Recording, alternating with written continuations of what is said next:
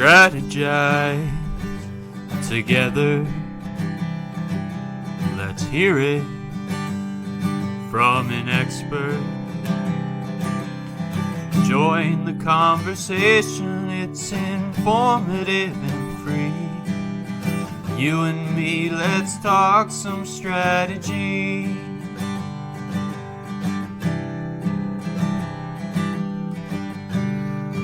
Now here's your host, Dorien Morin-van.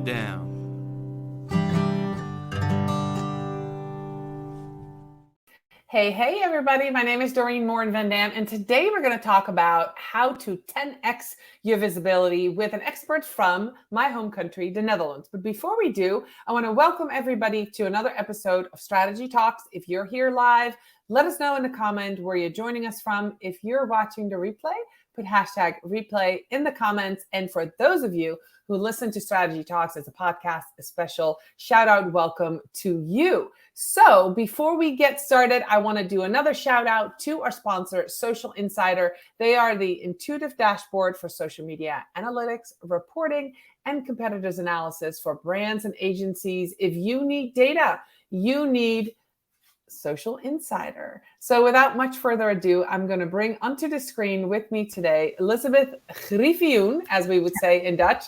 I don't know, how do you pronounce your name in English? We'll just say Griffin. Griffin. Oh, okay. Yeah. All right. Elisabeth Griffioen. So who is Elisabeth? So she is a video marketing expert, a video maker, script guru, and YouTuber in one. She's already well known amongst entrepreneurs in the Netherlands and has started translating her extensive work into English with a book, The Little Black Book of Video Marketing, available on Amazon, and her English YouTube channel. She's a former TV director who took her experience into making video content for marketing. This ensures high involvement of viewers and great reactions and ROI on videos. She's a trainer and coach and occasionally shoots videos for and with her entrepreneurs. She believes that video, when done well, is key to get well known as an entrepreneur. It gives you big reach, makes you accessible, and gets your acknowledged as an expert, right? Nothing else works as efficient. She specializes in helping entrepreneurs to make videos. They get great ratings, lots of views, and especially really involved viewers. And who doesn't want that, right? Who doesn't want a community? So Elisabeth, welcome. Thank you. I love your theme song. Thank you. Yeah, my son wrote, composed, and sang it for me. It's really fun, and sometimes it's a good reminder to myself and my guests. We're talking strategy, right? We have different topics and we talk about different things, but it all comes back to really thinking ahead and making the big picture of what we really want to do. And that's what Strategy Talks is all about. So as a social media expert, it's great to create content, but what is the strategy behind it? So today we're going to talk about Strategy Talks and strategy on 10xing your visibility. And so let's just, think about that, right? Before we do that, and I'm thinking that's the big picture for you, what lessons did you carry with you from TV to social media, especially as it pertains to video?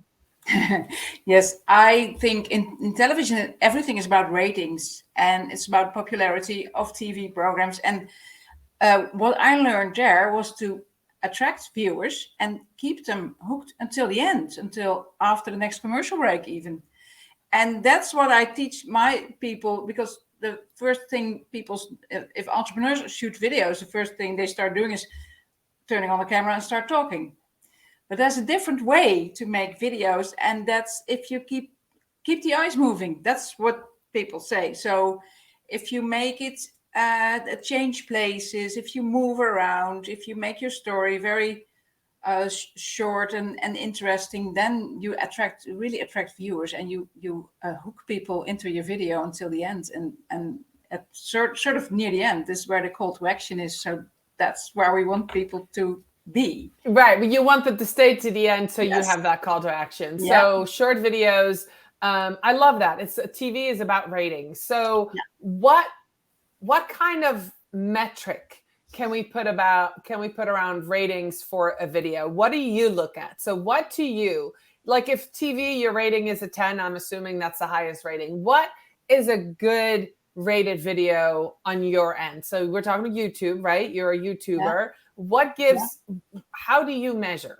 What's the data? What are the metrics that you use? What I love about YouTube is you can measure engagement. There's like, you can just look it up and see the graph. Where did people stop watching?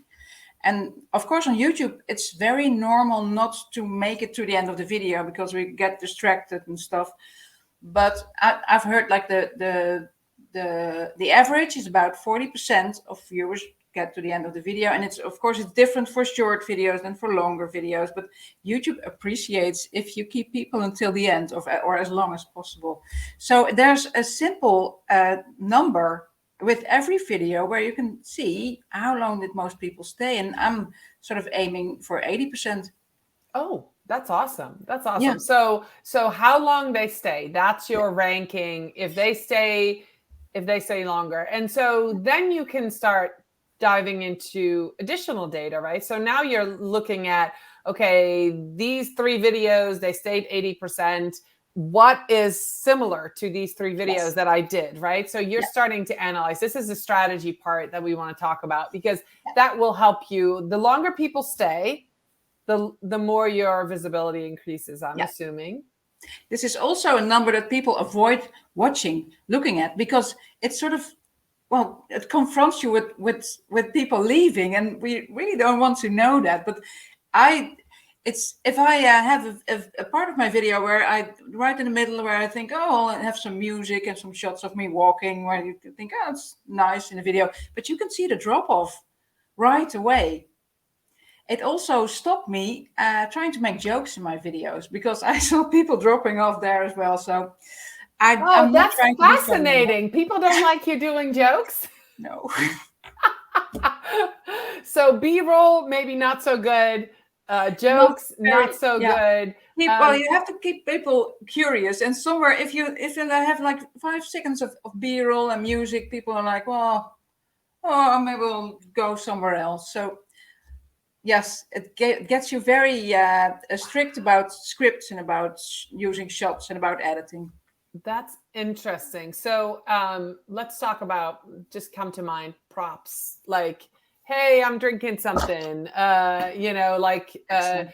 props work, right? I mean, holding up signs, you were saying movements, all of those things help your visibility, help people stay longer, help your videos rank better. Yeah, even like a sort of boring video. I sometimes take my videos right here, and this, well, it's a bit of a boring background, but I alternate the distance between me and the camera. Oh. So I have a shot like this, and then a wider shot, and so alternating. And in the same video. The same video. Oh, yes. Okay. So you have the zoom in. All kinds of tricks. I don't dance, but I do every other kind of trick to keep the attention of my viewers. Yes. Yeah, I have done when I want to make a point, I have leaned in and really talked to the camera, and then I'm not using the camera; I'm using my body to get close. But I get that. That totally makes sense. So. What are some of the stumbling blocks that entrepreneurs, because this is really who you target, what are some of the stumbling blocks to A, getting started with video, B, being consistent and continuing with video, or C, being successful with video? Because those are all different things. Oh, keep me. What was A? A was get started. How do people, what are the stumbling blocks of getting started? What do people tell you? Oh, I don't have the right equipment, or, oh, I'm scared. What are some of the things that you hear? Well, what people say is I don't have the right equipment. So those are questions I get a lot about: what microphone do I need? What lights do I need? And that's because I made some videos about those, and they are very well watched on YouTube, because lots of people are looking for that. Do you need a selfie stick and stuff like that? But they're really, a lot of people come to me with selfie sticks, microphones, and everything still in the box. Because that wasn't the problem. So I think it's more... people don't know what to talk about. They know so much, and then they're like, yeah, okay, turn on the camera, and now what? So that's where strategy comes in as well. Okay. So that was the first. How about I forgot what B was. I think it's how to stay consistent, right? So Yes. what are the stumbling blocks for staying consistent? Yeah. Well, then the thing is, if you make one video and then it gets like a big thing, I don't know how that was for you when you started doing videos, and then you're like, oh, it's done, finished, okay. So, but you ideally have to do it like every week or every 2 weeks, and the thing with all the technology, it's also editing. There's the possibilities are endless. You could work on a video for 3 days, but then you'd never make another video again. So the challenge is really to keep it simple for yourself, Okay. to work in a way that can let you make a video in an hour or two at the most. So what I'm hearing you say is you've got to get a system down. You've Yeah. got to get a system down. And do you, and this is something I, in my work as content creation, whether it's video or blogging, I do a lot of batching of content. And I heard when you and I were trying to plan this, you were like, "Oh, Wednesday is, or whatever day you had, I'm creating a bunch of videos." You were doing them all in one day, right? So I'm assuming you do that as well. You batch content creation and probably editing and some of that. Well, tomorrow there has to be another video, and I didn't have one, and I sort of this week I thought, shall I skip? But I don't like skipping a week because I also enjoy making them, and I'm always, well, like a proud little kid, like, oh, I've got a new video. And I this morning I wrote a script in 20 minutes, and I went out to film it right here in this little grass yard. And it took me 10 minutes, and I will be editing it later on. So I don't always batch, but I always wish I had batched.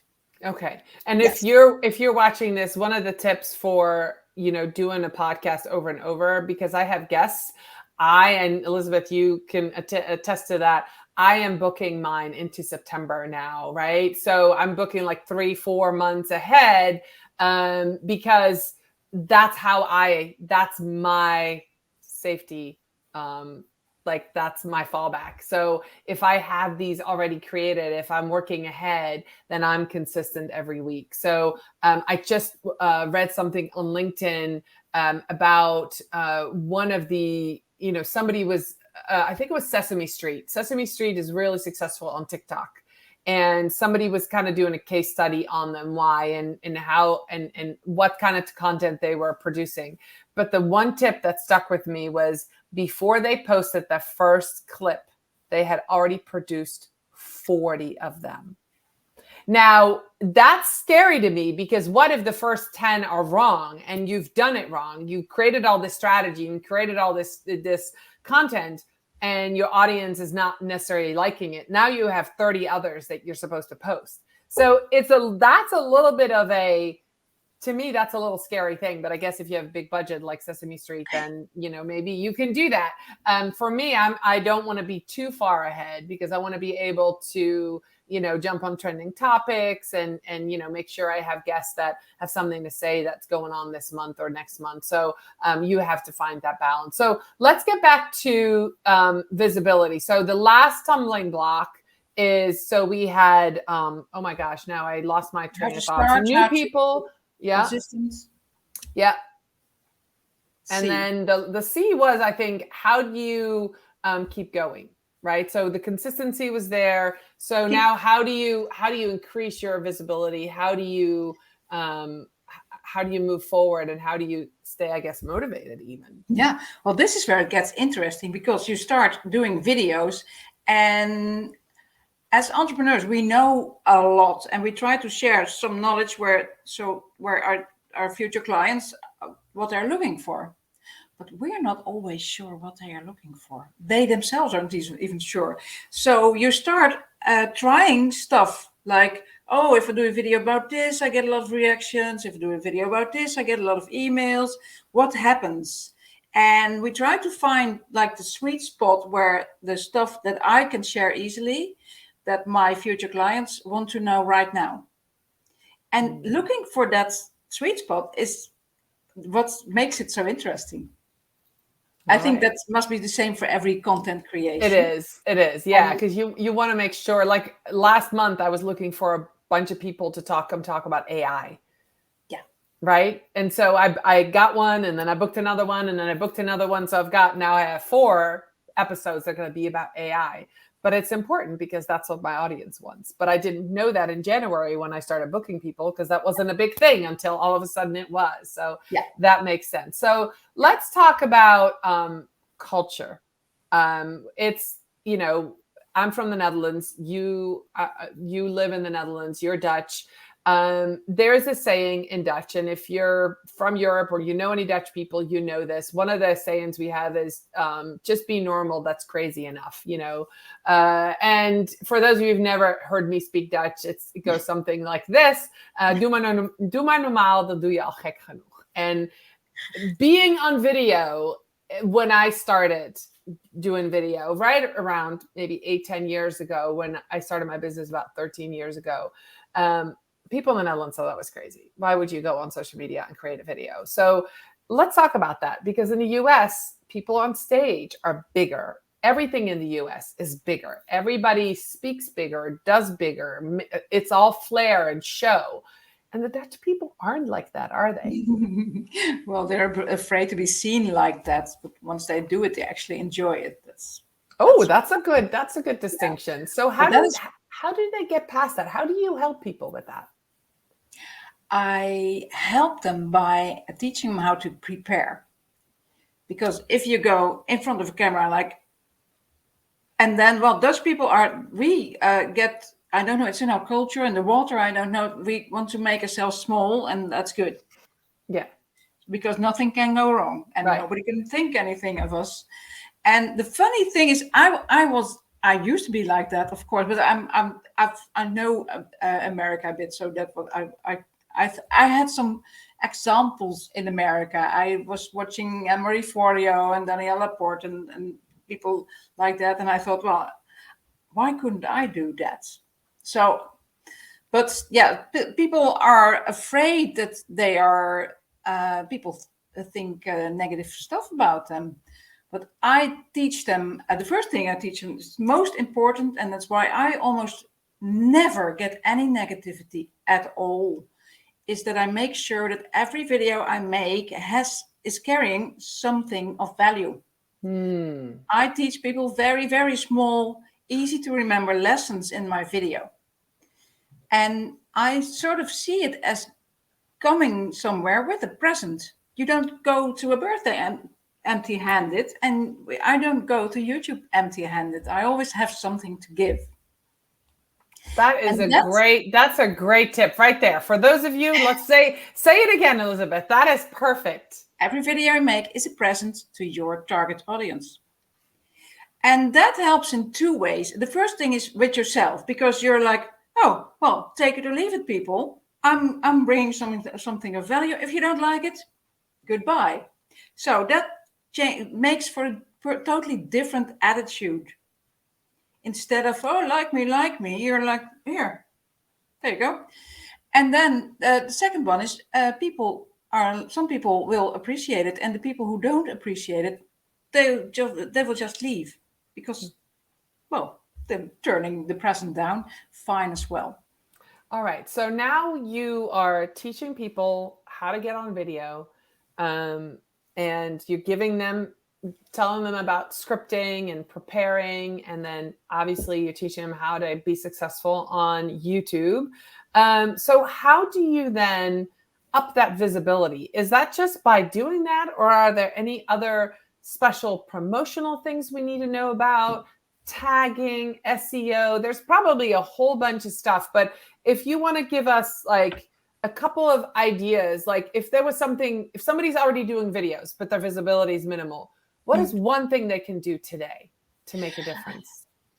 I would try to make videos out of the most obvious things, like the most asked questions. Okay. The stuff where you think, oh, everybody knows that already. And it's not true. So it's always, you have to get close to what people are looking for. and answer just the really, really simple questions. I think that's the way. And then if people see it in a video, they're like, oh, I know this person already. So that's the extra value. Okay. So if you don't have enough visibility, I would think make more videos and make sure they are everywhere, not just on YouTube, but also on LinkedIn. All right. That was going to be my next question. Where should we publish? Obviously on YouTube. I see your videos on LinkedIn as well. Of course, we're connected. So this is a question for you. Do you post the same video on YouTube as you post on LinkedIn? And there's a subtle difference in the end of the video, because in the YouTube one, I'm like pointing at watch this video, and we can't do that in LinkedIn. So I have a different ending, but it's at 99% the same. Yes, but I'm not doing it on the same day. Okay, that's a great tip. Yeah, because YouTube actually would like, they want a lot of people there. So the first day, I published my video at 8:30 in the morning on a Thursday, and at the same minute, there's an email going through my whole email list, sending people to YouTube. What I do as well is I make a very short clip of that video, and I post that on LinkedIn, also on the same day, saying, there's a link in the comments, people, just watch the whole video. So it's like a little promo. And then maybe a week or 2 weeks later, I post the whole video on LinkedIn. Okay, that's awesome. And it's the same audience, I'm assuming. So on YouTube, are you posting for your current community, or are you posting to grow your community? The great thing about YouTube is that your videos end up with people you wouldn't normally know. Whereas LinkedIn is, well, it's a network. It's all about connection. Right. Yes.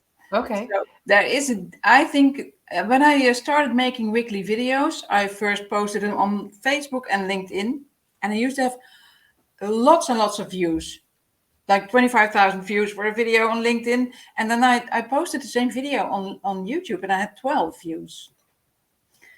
So I thought, well, YouTube isn't for me. This is great insight, because I think we've all been there. We've all done this. Yeah. Yeah. And then somebody approached me and he said, your videos are really good.